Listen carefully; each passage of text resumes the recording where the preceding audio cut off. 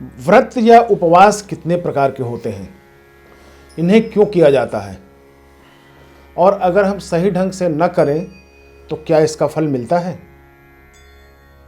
आज यह चर्चा का विषय है और इस पर प्रकाश हम डालेंगे।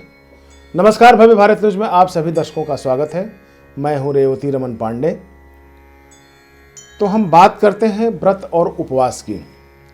तो व्रत रखने के नियम दुनिया को हिंदू धर्म की देन है।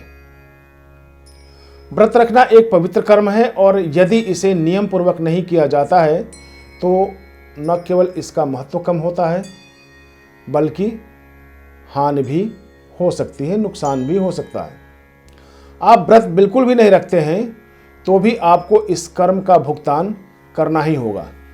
राजा भोज के राजमार्तंड में 24 व्रतों का उल्लेख मिलता है। हेमादि में 700 व्रतों के नाम बताए गए हैं। गोपनीय कविराज ने 1622 व्रतों का उल्लेख अपने व्रत कोश में किया है।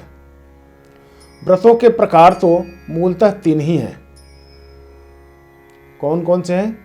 एक है नित्य व्रत, दूसरा है नैमित्तिक व्रत, तीसरा है काम्य व्रत।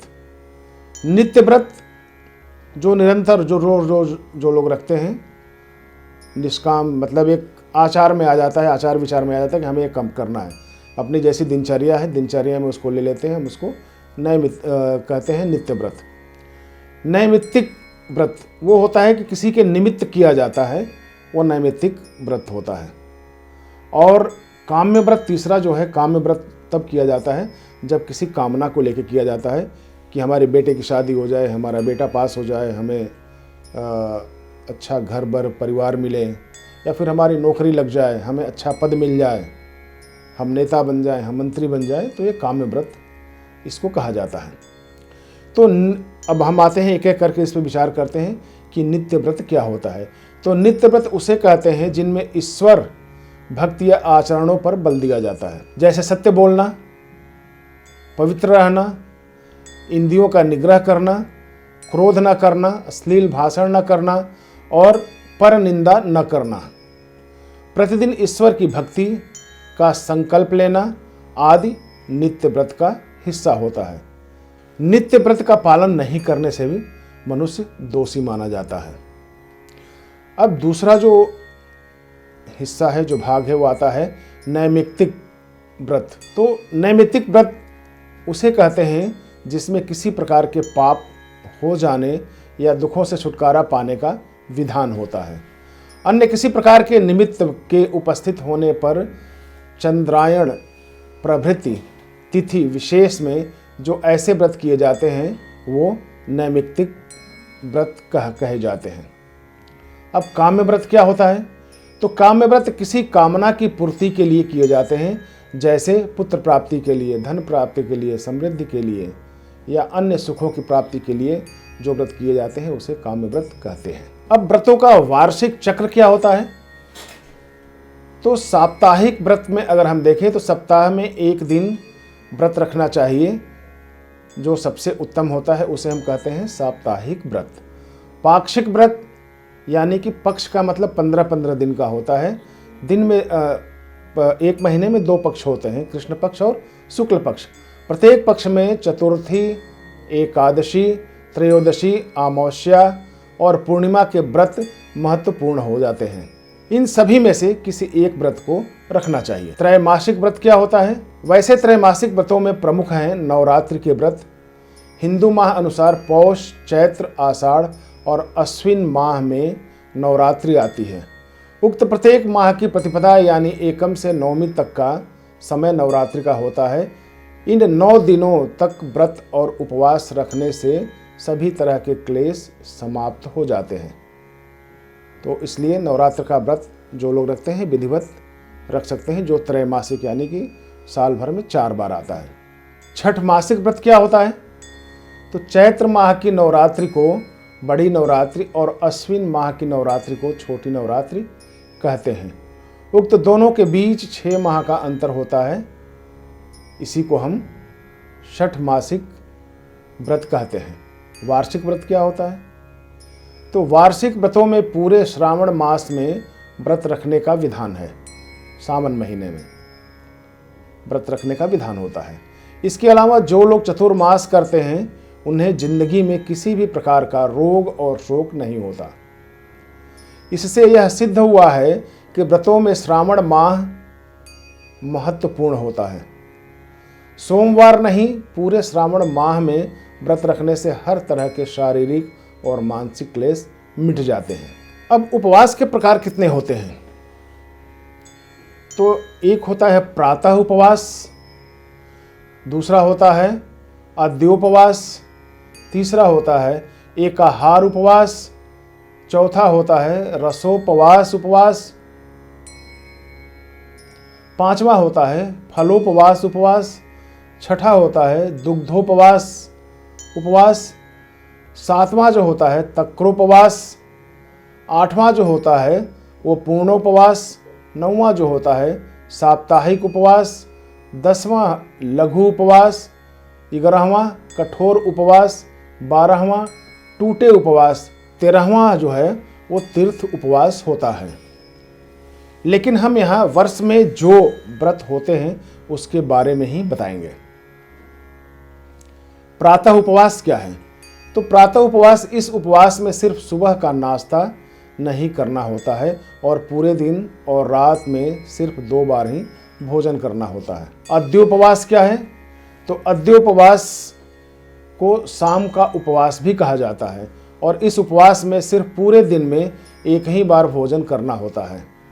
इस उपवास के दौरान रात का भोजन नहीं खाया जाता है, नहीं किया जाता है। एकाहारोपवास, एकाहारोपवास में एक समय में भोजन में सिर्फ एक ही चीज़ खाई जाती है।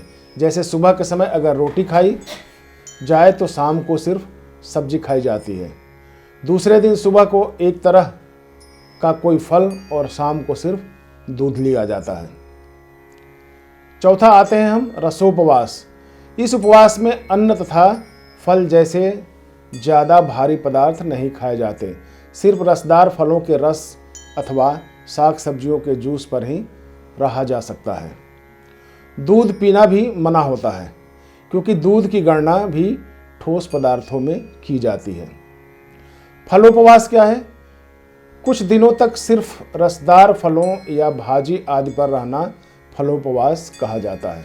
अगर फल बिल्कुल ही अनुकूल न पड़ते हों तो सिर्फ पकी हुई साग सब्जियां खानी चाहिए। दुग्धोपवास क्या है?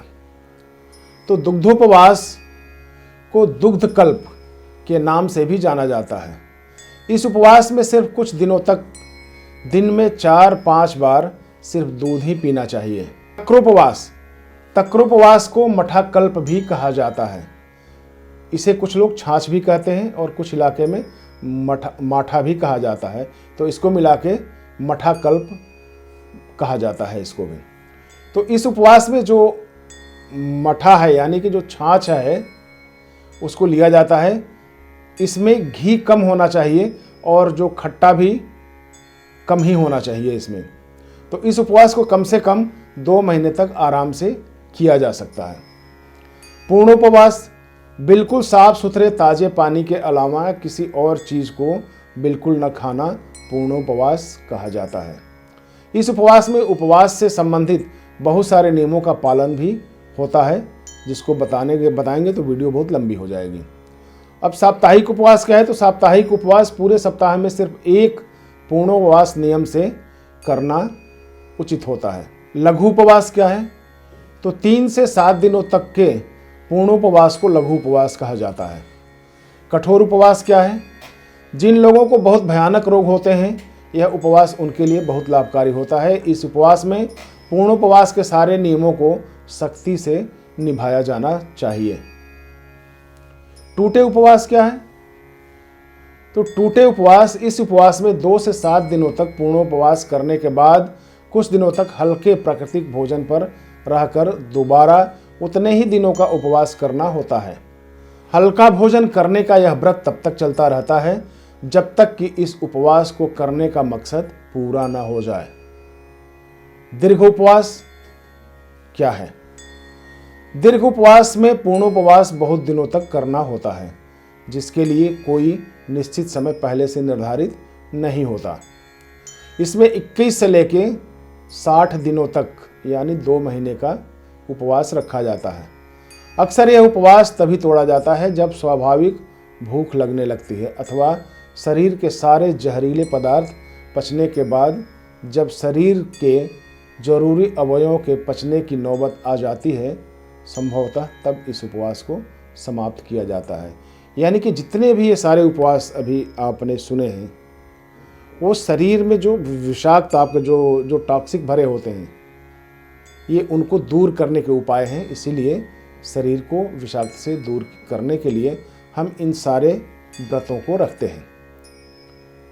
तब ना आपको किसी दवा की ज़रूरत पड़ेगी, न किसी इंजेक्शन की ज़रूरत पड़ेगी, न ही किसी डॉक्टर वैद्य की ज़रूरत पड़ेगी।